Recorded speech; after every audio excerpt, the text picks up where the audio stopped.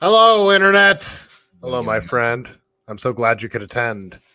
Oh yeah, it's been a busy day, but man, it is good to be with you, my friend, as well. It doesn't matter the day I've been having; it always gets better after talking to your crazy ass. So good to hear from you. Don't you be coy. What were you talking about on your show today? So I was talking about so on my show Immune to the System Live, we go over all the hot clips from my Twitter. And so the hottest one was Megyn Kelly.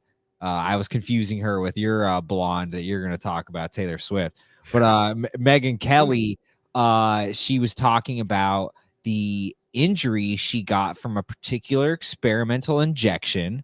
And Megyn Kelly got bro, I don't give a shit about YouTube anymore. Megyn Kelly got a vaccine injury, a COVID-19 vaccine injury. Yes. I kind of hope YouTube nukes my account, actually. So this is from her doctor. This isn't speculation. Her doctor said after her third COVID vaccine, the booster from Moderna, that is when she developed an autoimmune disorder. And so that and then the real story of that was like she had disclosed this in September, and I was like one of the first ones to have that clip go up, and it went nuts. And then what really the story was about was she had found out from an independent investigation that Moderna was actually, they had internal communications that were upset that Megyn Kelly had talked about her vaccine injuries. And they said that in the internal documents that, if she continues to talk about the autoimmune disorder that she got from the COVID vaccine, that it might, discourage people from getting the COVID vaccine, and it might make people think that you get autoimmune disorders from the COVID vaccine. That's another one of the terms. You know what's funny is I've been writing down like some of the catchphrases that, because to me these are evil catchphrases that were some of them, and one of them was vaccine hesitancy. Remember that? Yeah, vaccine hesitancy. Well, we're like forgetting these phrases that were thrown around so commonly, like vaccine hesitancy. But to me, I think one of the most evil phrases ever to be muttered in history on like a grand scale and propagandized is safe and effective. It's so evil to its core. I mean, I don't need to tell you. So from this is a vaccine scientist perspective, and this is actually footage we cut out of World Health Organization. But it was this doctor describing how you can only have an effective vaccine or a safe one. You can't have either. You can't have both, because you can have a vaccine that's effective, but there's always inherent dangers with a vaccine, or you can have a safe vaccine that doesn't work, because it provides no protection and it has no inherent danger. So they're really, even the honest people within the vaccine world, they would tell you, yeah, safe and effective is hypocritical. It's antithetical. It doesn't make sense according to the science. Well, it's not even about like getting down to the nitty gritty of the term. It's absurd on its face. Safe and effective, talking about a vaccine that just came. It's absurd on its face. And same like the masks. The masks are, I mean, no pun intended, are absurd on their face. I mean, I guess maybe nice. I am trying to, nice. I didn't intend to, but I sort of just went with it. Well, no, I mean, I get what you're saying. Like, think about it in any other format. Like, I don't like Pepsi. People are like, "Oh, you're Pepsi hesitant," and oh, look at you. You don't like Pepsi. Well, what a freak you are. And actually, you're anti-science for not liking Pepsi. It would more be like, I heard that the blue cans actually heat up faster than the red Coca-Cola conspiracy theorist. Like, wait a minute, you might be promoting Pepsi hesitancy. White supremacist. Yeah. You'll have all the labels thrown at you for just questioning a product and being like, well, yeah, I heard a couple people told me that this Pepsi, after I drank it, gave me an autoimmune disorder. And it's like, how dare you make this connection? And it's like, how she's not allowed to talk about how a product injured her. It's just incredible that that Moderna is going to go after her for talking about what Moderna did to her. Well, they did this with everybody. Everybody that was like any sort of big name that got a vaccine injury and talked about it, they were demonized. Eric Clapton, Jimmy Dore. Remember, Jimmy Dore's neck was hurting for a long time. I remember one of my buddies got the vaccine. Like, he first got it, and I asked him, I was like, hey, has your neck been bugging you at all? And he freaked out. He's like, yes, it has been bugging me. What does it mean? And he like started freaking out because it was right after I heard about Jimmy Dore's neck bugging him for a long ass time after he got it. So people are getting a lot of different unexplainable diseases that happen to occur after they got one of these COVID vaccinations. And then they will tell you to a T, every one of them, that when they go to their doctors, the doctors will be like, did you get the COVID vaccine? And they'll kind of say it under their breath a little bit, but it's a trend that doctors are noticing too. Are they allowed to talk about that without losing their medical license or their practice? Not really, but it is something that they are noticing patient to patient, and they're doing their best to just try and treat the people who are coming in. I almost want to go back to my primary care physician that I haven't been back to since my knee surgery of 2022. I think it was like April of 2022. I think it was like long after you could tell what the vaccines were going to do. People of our fitness level, age range, where that we were never really scared of it anyway. You like long enough time had passed where it was like, yep, I'm definitely not getting it now. And I go to my doctor because I needed I don't know. It was one of my write-ups that went viral because it got retweeted by like Peter McCullough and, a bunch of the big name doctors. But I did a big long write-up about it. I needed a referral to my doctor because I had a torn meniscus and I needed a surgery, just like a little bit taken out of my meniscus basically. But it goes, you got to go to your primary care physician first, and they got to write you a referral so you can go see the knee specialist or whatever. So I go there, and that's all I was there for, just to get the referral and just sort of out of curiosity to see what you'd say. I was just like, hey doc, and I'm 37 at the time, like peak physical fitness. I run ultra marathons. I got like 11% body. Like I'm in good shape when I go in there. I'm fucking ripped. I'm not ripped. No, I'm skinny. I'm skinny. I'm not ripped. But I'm in good shape when I go in there, good cardiovascular health. I'm not at any risk of COVID. This is way later. This is like 2022, April of 2022. And I just asked him, I was like, hey doc, now after everything's out, this, now where we are, would you still recommend that I get the COVID vaccine?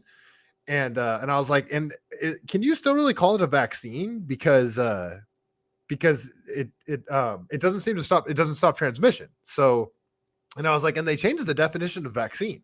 I said all this to him, like in one big thing. And he just goes, and he shakes his head. Like he's all mad, but he's got a mask on. So he like shakes his head. He's all mad. He's this chubby Asian dude with glasses. Right. So it's like already I'm like paragon of health.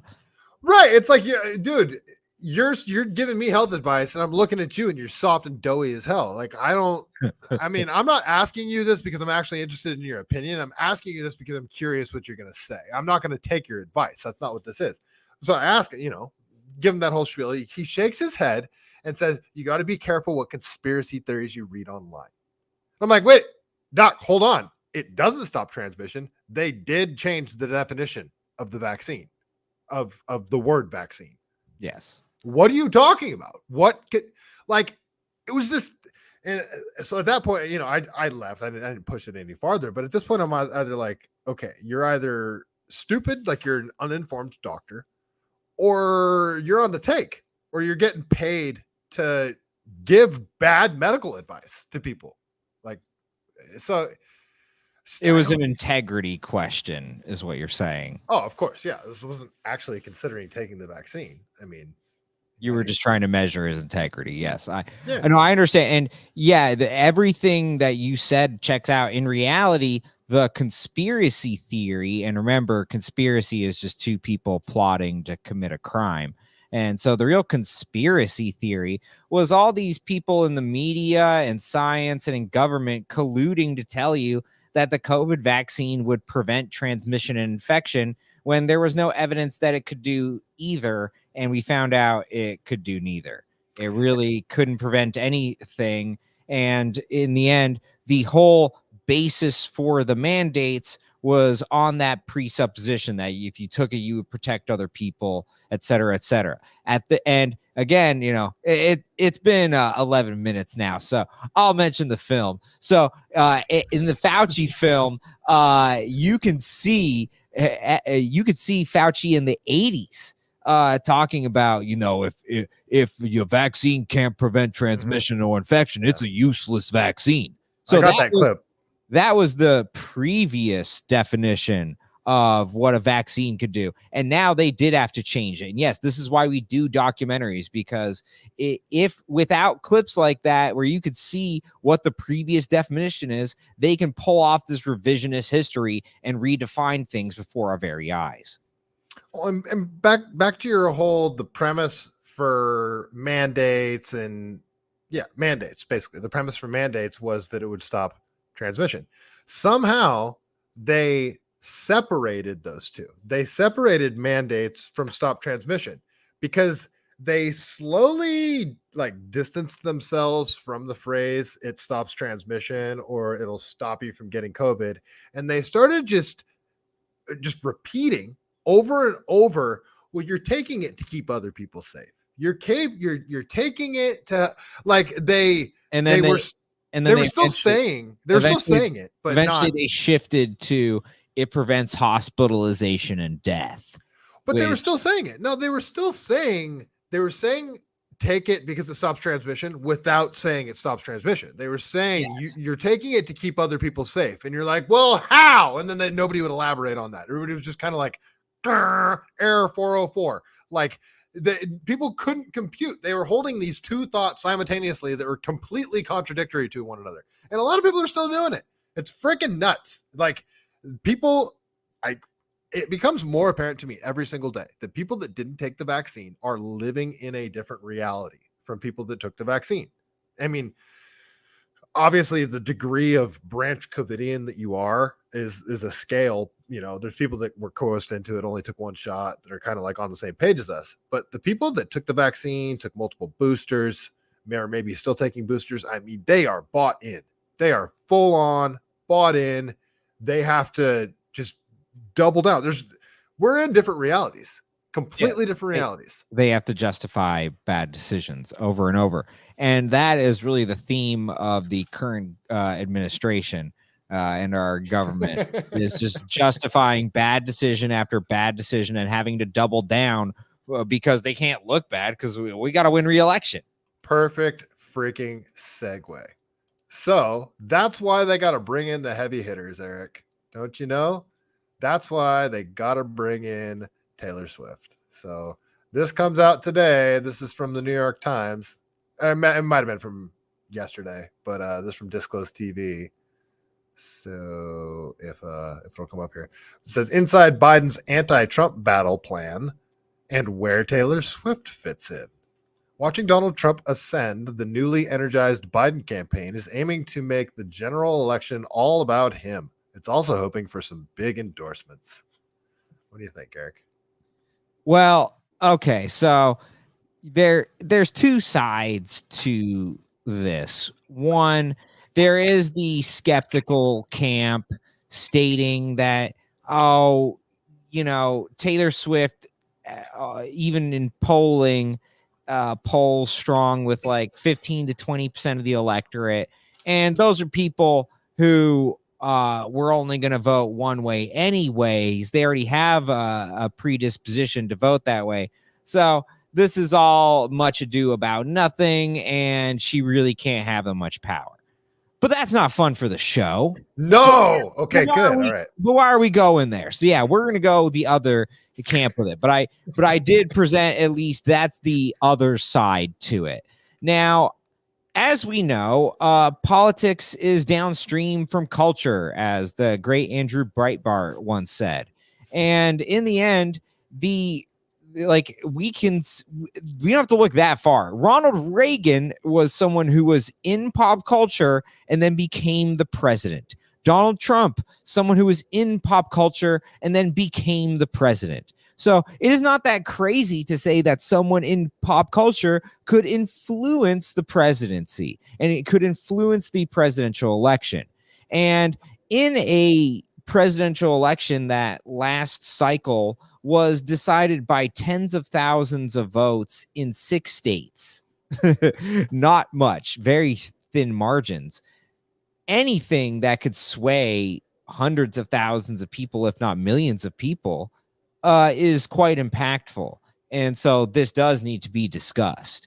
And again, I do present I hear the other side of this, and I heard Glenn Beck and Megyn Kelly basically describe what we're about to get into as conspiracy theory nonsense. That even that this is so far out for me, even I could never broach something like this. No, I think it's actually not that crazy to talk about how politics influence culture.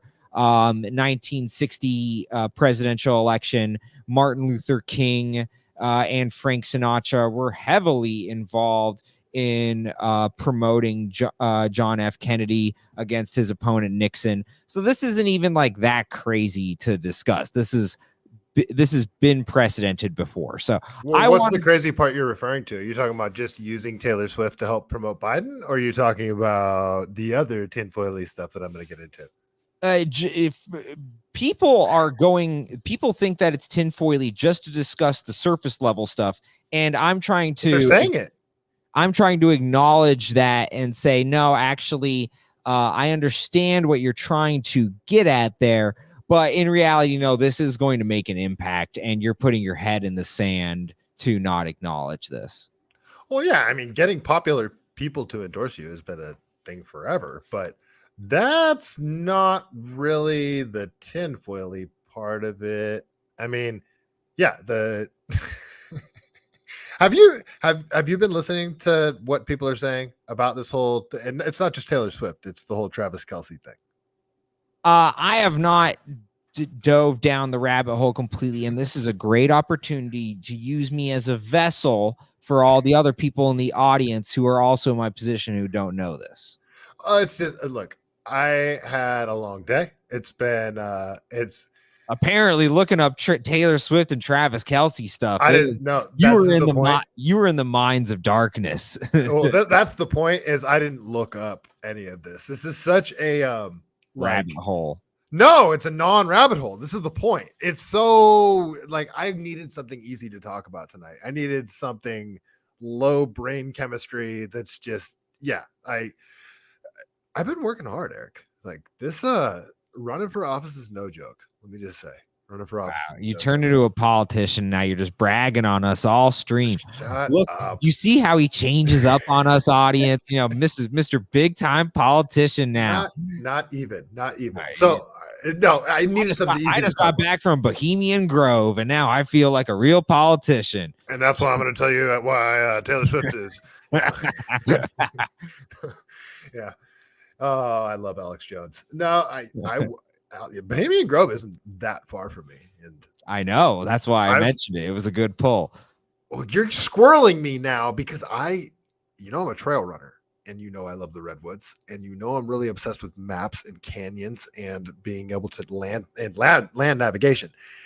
I'm pretty sure I could run into Bohemian Grove from really far away. That would be insane. That would be sick. And then you have that app where you can like record your trail run. Yeah.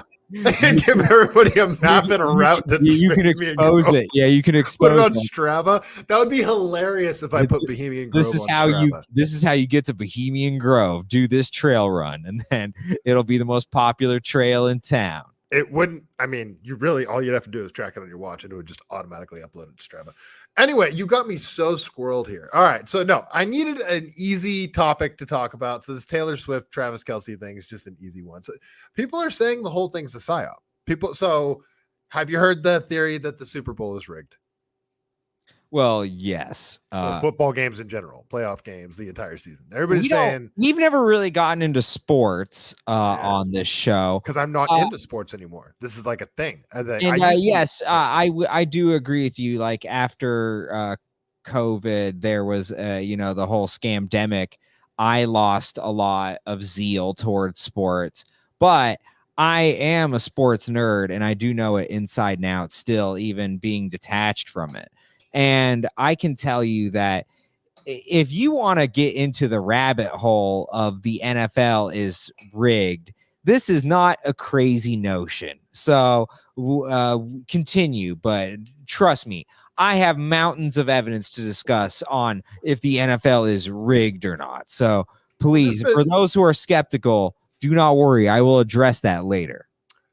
Well, okay. So the tinfoil theory is that the whole Travis Kelce, Taylor Swift thing it's not organic. It's put on, like agents, their agents be like, hey, we got this idea. We got this publicity idea. You guys are going to date. You're going to have a thing. We're going to blow it up, make it a big publicity thing. And you'll break up sometime down the road. And somehow Kelce's going to end up in the Super Bowl. And the game that gets him into the Super Bowl is going to be, he's got to have a bunch of amazing catches and stuff like that. So that's the theory that this whole thing was set up. Taylor Swift, Travis Kelce. Well, that's not the deep state. I'm not saying I'm buying this. That's not the whole thing, Michael, because you actually have to really get into it. So it's two things. One, they have been using this guy to sell vaccines. Mm-hmm. Yep. Okay. Yep. So there's that side of it. And then the other side of it is they can now use Taylor Swift as this influencer to really sway a bunch of votes in this election cycle. So those are the two things of like, because what is the Psyop for if not to do things like sell vaccines and sell Democrat votes? Right. So, I mean, looking at it mathematically, right? So Travis Kelce, Taylor Swift start dating. It's this big publicity thing. Happens to be during an election year. Mathematically, what are the chances that Kelce ends up in the Super Bowl? So that's just what people are saying. I'm not saying I'm buying into it, but sure does work out pretty darn well for Biden, doesn't it? Well, okay. So let's break this down from a football perspective. Okay. Is it outlandish to say that, Travis Kelce, who's already been in the Super Bowl a couple times with the predominant quarterback of his era, Patrick Mahomes, is it a shocker that he's in the Super Bowl? No. But let's review some facts here, folks, about how the NFL builds dynasties. I am a Miami Dolphins fan. Why? There really isn't a reason. When I was a kid, I was 3, I liked Dolphins. I thought Dolphins were sick. And so you're an Ace Ventura fan? Yeah, no, I didn't even get to watch Ace Ventura until last year. Okay. Did you love it? I loved it. It was So it was like cracking open a fine bottle of wine that people have been telling me about. And it never be made today. Never be made. Ray Finkel? Sadly, there's so many things just in basic comedy that you couldn't do today. Yeah, it's sad. But okay, I'm a Dolphins. Your gun is digging into my hip. I'm a Dolphins fan, and I can tell you the first team that Bill Belichick had that was revealed that he taped was a Dolphins practice in 2006. Okay. And it can go. And there were so many different times at which they found out that, Bill Belichick and the Patriots were filming the opponent in so many different times. And they covered that up and barely punished him for it and really allowed them to build a dynasty off of this momentum of cheating. Now, you can't take away anything from the players, but they were found to have cheated. And so, yes, the NFL has a vested interest in building narratives and building teams up because it is better to have a dynastic patriots and this evil empire that people are trying to compete with, as opposed to just true parity and a bunch of, a team comes up and a team comes down. No, they want to have, they want to have a good guy and a bad guy. And so Patrick Mahomes is the new golden boy, just like Tom Brady, and Travis Kelce happens to be attached at the hip. So you could say from a football perspective, oh, it actually makes perfect sense that Travis Kelce is in the Super Bowl. But there also is, again, a vested interest in how these leagues do this. You go to Tim Donaghy in NBA and how he rigged the Sacramento Kings out of a game against the Los Angeles Lakers, the Kobe Shaq Lakers. Okay. And so, yes, these leagues do have a vested interest in building up these guys. And so, isn't that when White Chocolate was on the team? Yes, that dude was legit. Yeah, he lost to my Utah Jazz. I'm from Utah, and so that's another. Trust me, there is no just random Utah Jazz fan. You take that, I was a huge John Stockton fan when I was a little kid because of the Dream Team. And you know what? You're an even bigger John Stockton fan now, because during the pandemic, he went to Gonzaga games. He refused to wear a mask. Oh, no kidding. Yeah, he got kicked out. And then he actually says that the vaccine is a death shot bioweapon for depopulation. So John Stockton is a king. Him and Steve Kerr were on the same Dream Team, and they were very similar players too, if you think about it. And they're polar opposites. Steve Kerr's, think about it. Steve Kerr's assistant coach just died. You saw that, right? Yeah, at a very young age, in 49. Salt Lake City. Oh, we are going full tinfoil tonight. But all I'm saying, to tie it back to what you're originally talking about, leagues do absolutely have a vested interest in kind of tipping the scales towards the dominant teams. And there's even like a psychological thing of the refs, they're going to see certain guys as the stars. So Travis Kelce, he was taunting this Ravens guy, Kyle Van Noy, and he literally starts it. And then Kyle Van Noy reacts, and Kyle Van Noy gets the flag because Travis Kelce is the star, And so there are some. You're getting too sports bally on me now. There are some actual reasonable explanations as to why Kelce is in the Super Bowl outside of conspiracy stuff, but still, there is a vested interest in the NFL tipping the scales so that the stars are in the Super Bowl. The Chiefs being in the Super Bowl meant more ratings for them, and everyone knew that. My friend, who was a Baltimore Ravens fan, he loves Lamar Jackson. He called me up the night before the game, and he's like, "They're gonna win. They're gonna win." And I told them, you think the NFL is gonna let Taylor Swift being in the Super Bowl? They're gonna let that go through their hands? No. It is going to happen. I don't know how it's going to happen, but mark my words. I told them this the night before. You're going to hear a lot of booing Baltimore Ravens fans complaining about a bunch of BS calls in a tight game that they lose. And that's exactly what happened. So it's a lot like elections. I mean, the elections still happen. The game still takes place. The teams are still good. The players are still playing.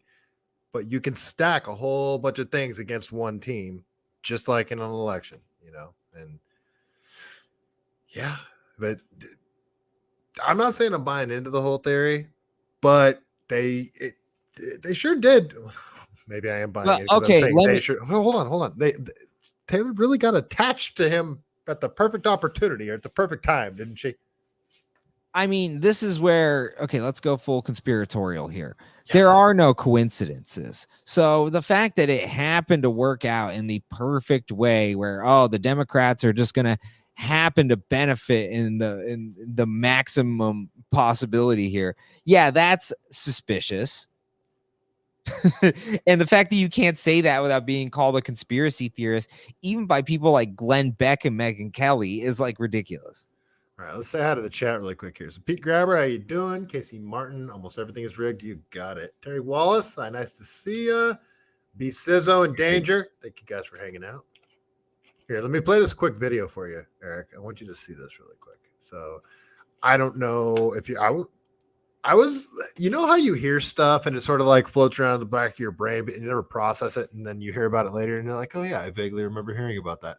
This is one of those things. So did you know this about Taylor Swift's, like her catalog of music? Did you hear them? This is a 1-minute video. I'm going to play it really quick. Okay. Taylor Swift was never really that political until George Soros bought all of the rights to her music. This is real. My entire catalog was sold to Scooter Braun's Ithaca Holdings in a deal that I'm told was funded by the Soros family, 23 Capital, and the Carlyle Group. Enter Operation Taylor. Travis Kelce was not a big-time celebrity. So suddenly, this dude who, like, I've never heard of, and you've probably never heard of, it becomes the face of Bud Light. A little strange choice, isn't it? This premier athlete became the face. I didn't know he did Bud Light as well. I thought it was just Pfizer. That's funny. Yeah, sorry. No, go ahead. The remake that they're trying to do on Bud Light, every NFL commercial, you have to see Peyton Manning and Emmitt Smith being like, oh, I have a Bud Light. And it's like, screw you, Peyton. You just made the whole bar gay by just buying a round of Bud Lights for everybody. I don't want to hear your crap like, oh, it's an MMA now. It's cool. No, that's gay beer forever. So enjoy your gay beer. Enjoy your trans beer, but it's never going to be cool. I don't care how many stars. I don't care if Donald Trump is doing a keg stand of Bud Light. I'll never drink it. Thanks for costing me the election, Eric. Pfizer and the COVID-19 injection. Travis, did you know you can get this season's COVID-19 shot? 18% of voters say they're more likely or significantly more likely to vote for a candidate endorsed by Taylor Swift. This published today from the New York Times. Predictive programming? Oh, yeah. What's happening with Taylor Swift is not organic or natural. It's an up. We all feel it and we all know it. Taylor Swift. It's so funny when people you could tell that they're super hopped up on coffee because I do the same thing. I start talking so fast that a whole sentence gets smashed into one word, and Benny just coffee. Yeah, it's coffee. You can tell he is amped right there.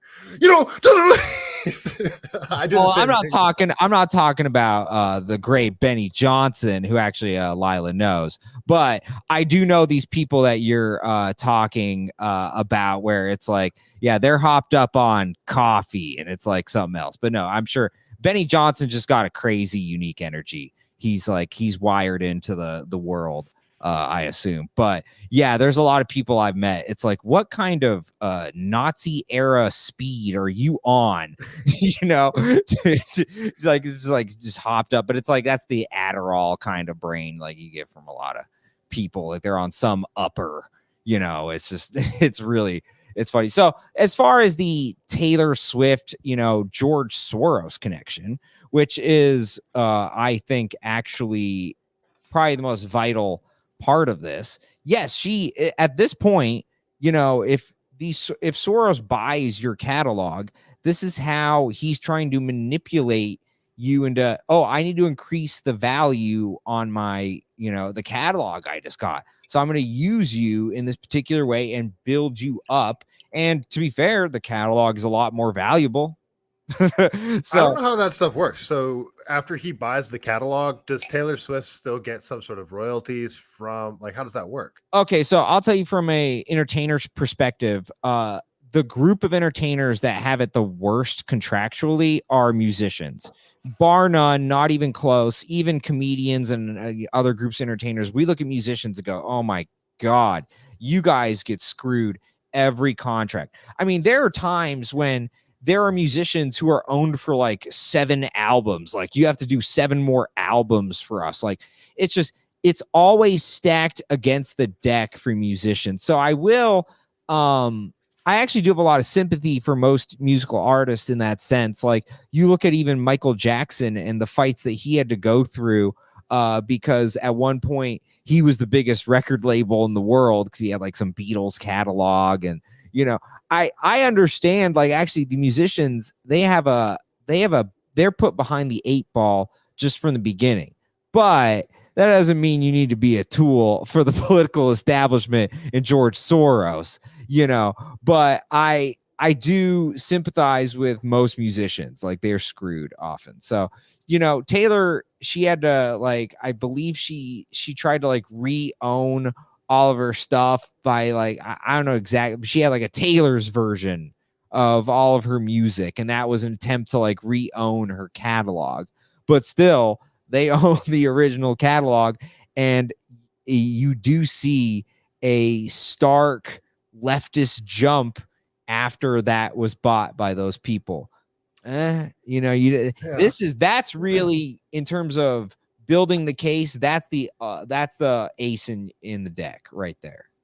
You know, there's so many different people, celebrities, athletes, politicians, that, you know, they seem to have one message or no real political message at all, and then all of a sudden at a certain point their message changes, or they adopt some sort of message, and it always seems to be of the left, and everybody usually says somebody got to him, you know, like, especially if it's pushing some sort of agenda like the vaccine or climate change or whatever. All of a sudden people start, you know, repeating the same narrative.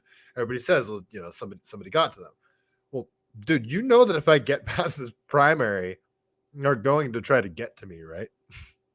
Yeah, I mean, they already have. I'm a mole. You know, I'm here to subvert your campaign, and they've hired me. You know, well, I already knew that, Eric, and that's kind of why I have you on. And that's why you're about to get assassinated. No, bro, I got to keep it close. Gotta keep my eye on you. Exactly. But no, I understand. Like, this is the perfect setup for the Psyop.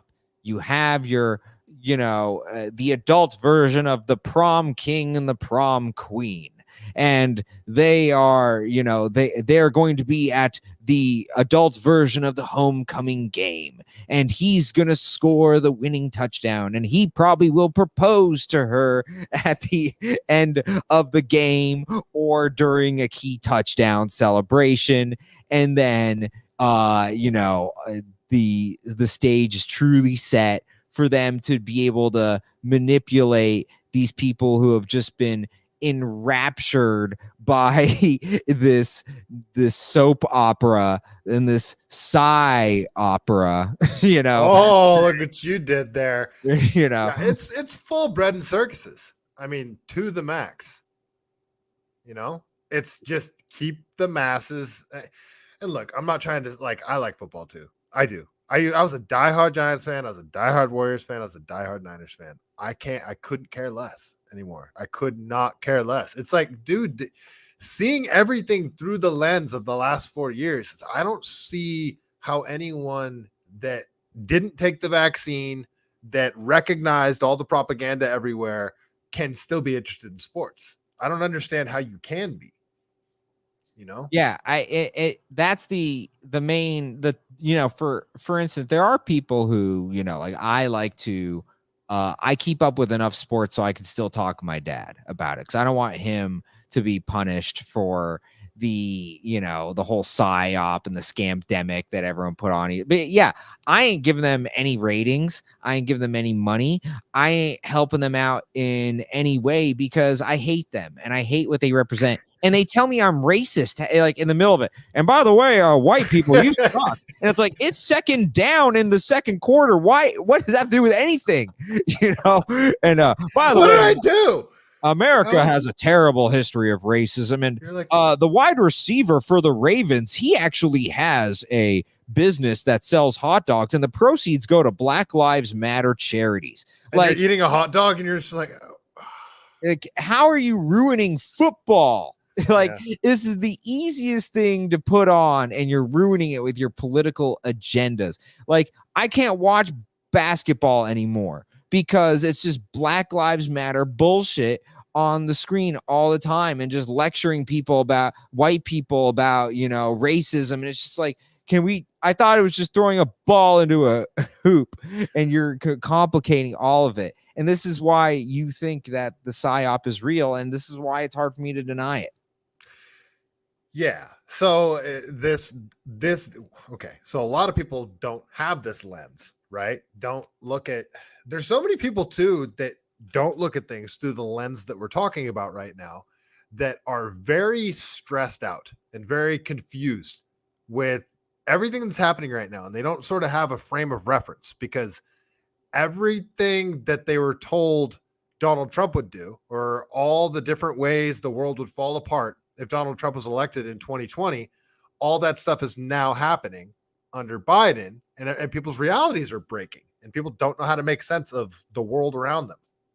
So, No, it's to me that is a great encapsulation of everything that they said that Donald Trump was going to do is currently happening under this administration.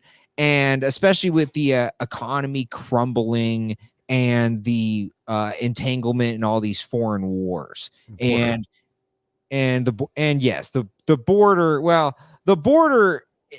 I covered this on the show. So the border is its own unique thing, because they spent 8 years crying about border policy, saying that, Trump's border policy is racist. AOC's at the border, crying, oh, this is terrible. We need to let them all in. I go over all these different Democrat mayors who I want to reenact that photo of, I want to get her the white outfit and go to the fence and cry and do the thing. And just do it as a campaign ad. And just write no more kids in cages. Yeah, it's you crying like, why do I not get treated as well as illegal immigrants? Why, as an American citizen, am I not being getting the same amazing treatment that these illegal immigrants are getting? They're getting free lodging in hotels. Like, how are we paying for this crap? It's sanctuary city policies. And it was them going against Donald Trump and saying, we don't need border walls and we don't need security, and just let them all in. I have a clip of Mayor Wu saying every human on earth should be allowed to come to America, seek asylum, and then get shelter in Boston. But that's the thing too, is that whole term, sanctuary city. California is a sanctuary state. That's not a thing. Sanctuary city, sanctuary state. It's not a thing. It's a made up thing. It's not real. All you're saying is we're not going to deport people, and we're going to go against laws we all agreed on were the law of the land. That's all you're doing. You're not a sanctuary from what? Sanctuary from it. The whole term doesn't make any sense at all. It's the whole newspeak gobbledygook crap that they do. It's the whole 1984 redefining of terms to confuse everyone thing. It's not a sanctuary state.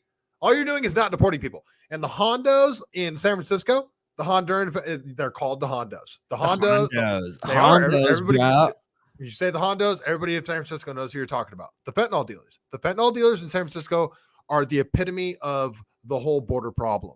They are allowed to deal death openly on the street, straight up deal death. Fentanyl, I think we could probably all agree that fentanyl is the nastiest drug to ever hit our streets. Would you agree? Yeah, it's up there. It's up there. It's killing lots of people. This much amount can kill you. Yeah, they are dealing death. These guys are dealing death, and there's people and trank. The trank shit, which is actually a horse tranquilizer, which human muscle tissue can't handle it. So it's almost like skin necrosis. You see people literally rotting away on the street. So you see them rotting, human flesh rotting, and then they OD on it. And people are stepping over bodies in San Francisco. The people that are responsible for handing these drugs out and distributing them, they get arrested. They take their drugs away, and they're released within 48, 72 hours, something like that. They go back to their cartel leaders or whoever they get their drugs from, and they're right back out doing it again. This is madness. They're not allowed to be here in the first place. It's a double whammy. They're not getting deported. So they're like, how many state services are legitimate drug dealers? Well, not legitimate's a bad word, but drug dealers, like actual drug dealers here illegally, so they could get free healthcare, they get social security numbers, driver's licenses. They could work here illegally if they want. Instead, they're dealing fentanyl and killing our society. We don't deport them. Eric, it's madness. It's freaking madness. Well, it's madness, but these are the Democrat policies that they have implemented.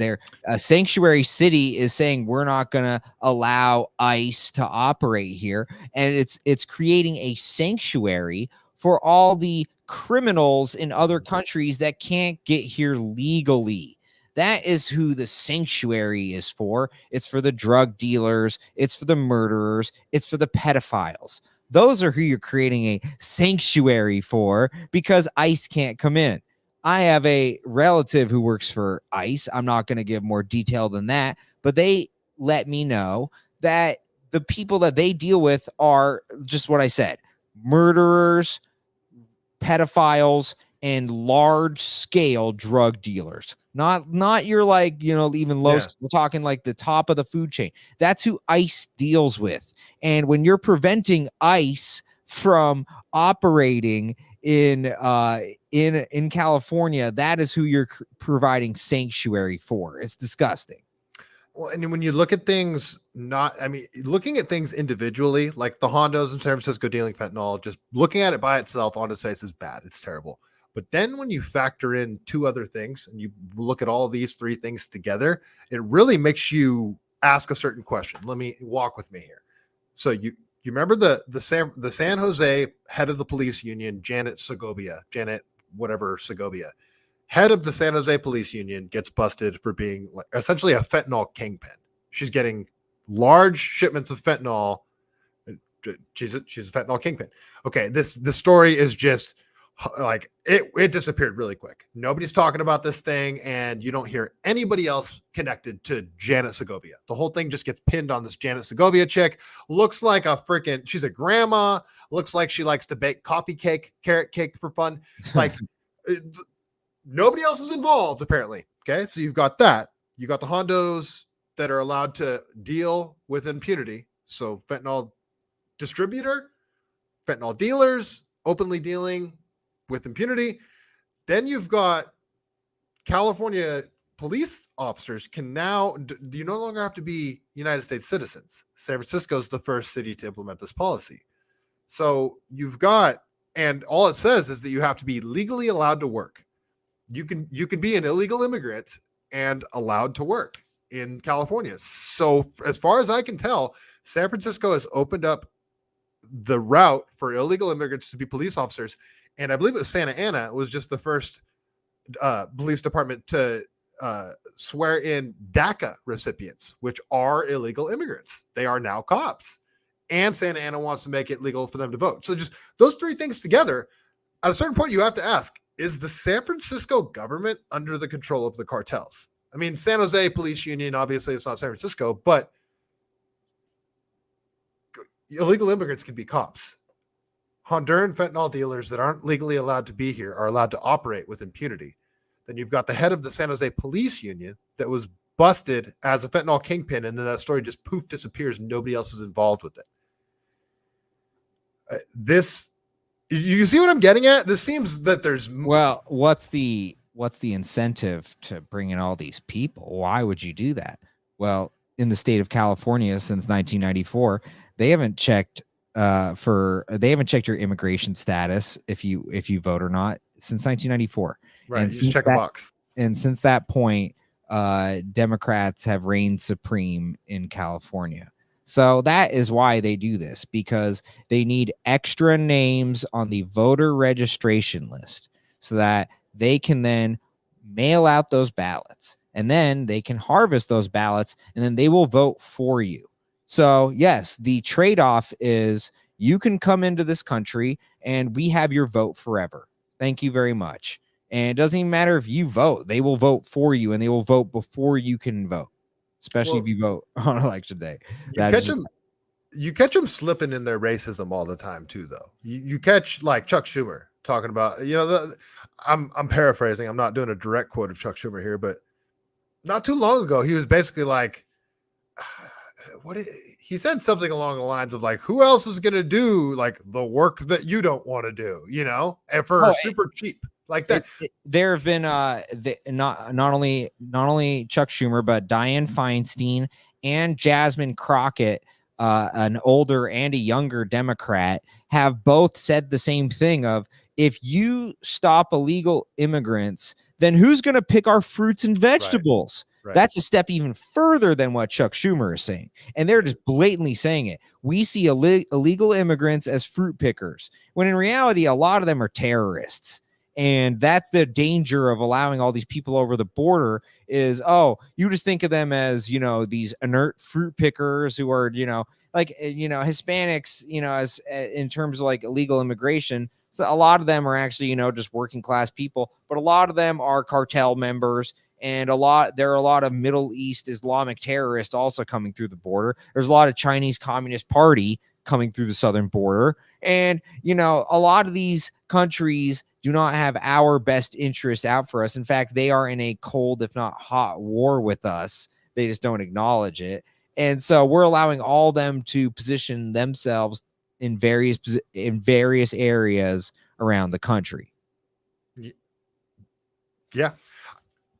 I could keep going with this, but there's a clip that I want to show, and I want to get your I sort of want to get your take on it. So yeah, I want to keep going because there's so much stuff that I could talk about with the border, and we could keep going about Democrats and why they're bringing them in here. There's so much more I want to add to that, but we only got about 10 minutes left, Eric, and I do want to get your take on this this Ilhan Omar clip. Did you see this?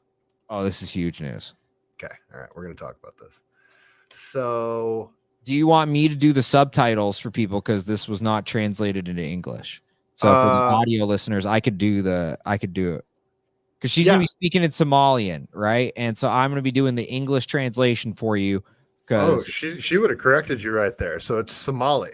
It's not Somalian. All right. So she's Somalia. She's speaking terrorist, and I'll be translating into freedom. Yes. Oh boy. So Scott Adams, somebody actually, it wasn't even Scott Adams. Somebody in Scott Adams' chat made the funniest joke earlier. They said if it's not Somalian and it's Somalia, then nice. what is a sommelier? And then somebody just commented, it's a wine pirate. I just thought that was the stupidest. As soon as you said Somalia, I knew you were going with that. I was like, that's pretty clever. Wine pirate. Okay. All right. So, it's funny. What does the first caption say? It says, "We as Somalians." So Eric Abbenante will be playing the part of Ilhan Omar today. All right. I'm gonna pause every few seconds just so you can talk. We love each other. There are areas of friction and that led us to kill each other. In reality, we are an organized society. Brothers and sisters. People of the same blood. People who know they are Somalians first. I love it, Eric. You are killing it right now. Muslims second, who protect one another to come to each other's aid and to the aid of other Muslims too. A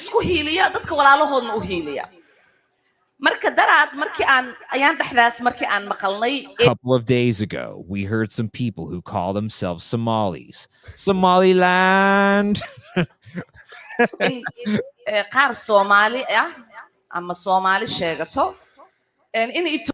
Or claim to be Somalis have signed an MOU with Ethiopia on access to the sea. Really quick. So right now, Somalia and Ethiopia are in a border dispute, and that is what she is referring to.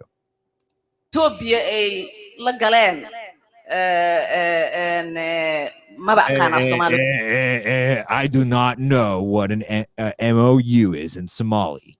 An agreement. Agreement.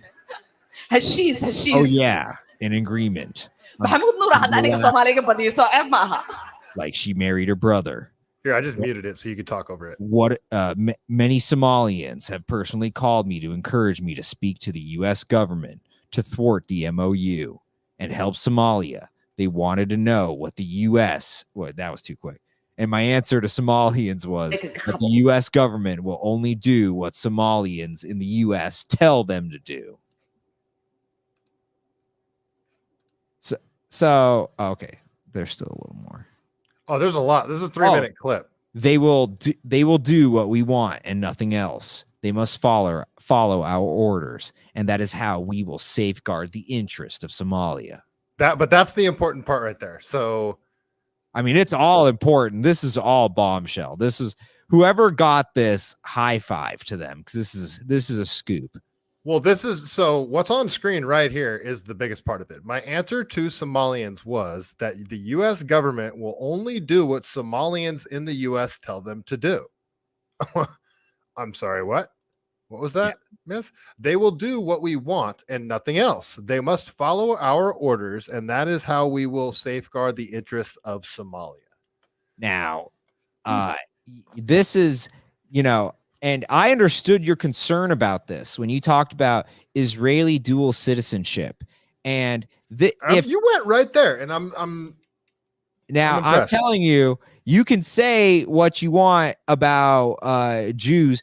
If you had heard this far about Israel, this would be the biggest story in the world. Of like, oh my God, like Chuck Schumer said that he was Israel first and that they must follow the orders. What everyone says about the worry of dual citizenship between the Israel and the United States, which is a concern, a major concern. You're seeing it play out right here. Every concern people have is, that you're going to be their country first, and you're going to be almost like adherent to a theology as opposed to democracy and the republic. Well, the hit Iran now people, it could be argued that they are as radical as Ilhan Omar here. Like Lindsey Graham, that psychopath. Well, that's him. He's representing the military industrial complex. Fair. He sees dollar signs. Fair. There's people that are hardcore Israel in the American government that would be this hardcore. Well, they're hardcore Israel because they use them as the pretext to bomb everybody. They aren't hardcore Israel. They're hardcore Boeing, and they're hardcore, Northrop Grumman and all these other, Why not both? In the end, the real bombshell of this is you're seeing what we fear all the time, that there are people within our government that are more beholden to foreign interests than the interests of, our domestic issues here. And that's the point. It doesn't matter what foreign interest. America first, bitch. Like, this is the point. And this is why people are so turned off by the Middle East and all that crap in general, is because this is the stereotype people have of both sides, that you care more about the Middle East than you do about America. And when you see it, you see it on both sides, it is a valid criticism, because it does seem that they care more about over there than here. And illegal immigrants. They care more about illegal immigrants than they do about United States citizens. Yeah. And of course, she's going to want more illegal immigration because it helps people like her get into the country. Well, that's a whole other topic. So, you know what? Yeah, I'm not even going to continue playing the video. I mean, that's the crux of the conversation right there. So she's just saying, she's saying her loyalty is to Somalia, right? Would you agree? Yeah, to me, this is and the Taylor Swift thing was super fun to talk about. This is the bombshell. It was. I needed that too. I needed just a light, easy, juicy red meat. It's fun to talk about that stuff. But this is literally, when we fear about, the psyop of Taylor Swift, this is a real psyop. She came in here from another country. She married her freaking brother, got a green card, and then that wouldn't be a psyop. We're just nitpicking on semantics here, but that would be an actual foreign agent. That would be that's not a psyop on the American people. The psyop is her being part of the squad, right? Okay. And how she was built up into one of these four great people, and she's a freaking terrorist who came over as a Manchurian candidate, and she married her goddamn brother in an incest, situation. And we're supposed to believe that, she's part of the squad. She's one of the great people in politics right now. No, she is a criminal that was put into our what did she do? Is she really a criminal? Has she done something that I'm unaware of? The crime is she's committing treason over and over. Okay, you don't have to pay attention to my words. Like that is not treasonous. What you just saw, like, oh, I am more beholden to another country than our own. That is the definition of treason. Okay, is it? I don't know. Yes. And it's what is the definition of working against your government. That's actively working against your government and subverting it. And trying. Wait, hold on. Wouldn't that be what a sanctuary state is then? Yes. And and I actually talked about this on the stream before the stream I did today. So very, very good. The fact that these sanctuary cities and sanctuary states are subverting the government. And this is the real insurrection that's occurring. Terrible, Eric. All right. You know what? That's about it. Where can people find you, Eric? He wasn't saying the state of the world is terrible. He was saying I was terrible. Don't worry, guys. No, Eric, I love you. Are you kidding? I get so happy when you're going to come stream with me. I even asked you to stream with me an extra stream last week. It's just so much more fun when you're here. Streams are easy when you're here. I could just talk. That's all I have to do. It's just easy. You're so good at being a politician. It's been like 6 days, and look at you BSing like a champ. I'm just kidding, man. You know, but in all sincerity, people should follow Michael's campaign. It is truly inspiring to see how people can get involved and try to make things better, even in this corrupt world. And he's in like the capital of corruption, California. So give him some support. It is a long, lonely road, what he's doing right now, but he can come out at the top, true champion for freedom here. So I am really proud of Michael and what he's doing. And thank you, Michael, for fighting back against this corrupt establishment. Thanks for helping. You're doing it too, Eric. Everybody's doing their dude. If you're talking shit against all the nonsense that's going on right now, you're fighting back.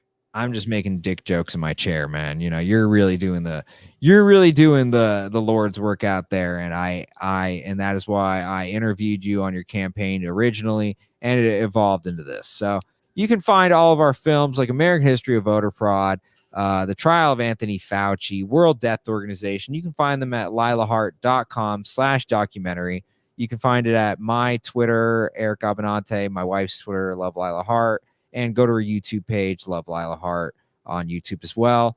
She's doing a lot more streams. Well, she might even do one tonight. So appreciate you guys. Thank you so much. You follow me at Immune to the System Live. We do those on our Rumble and Twitter now. So I'm building that up.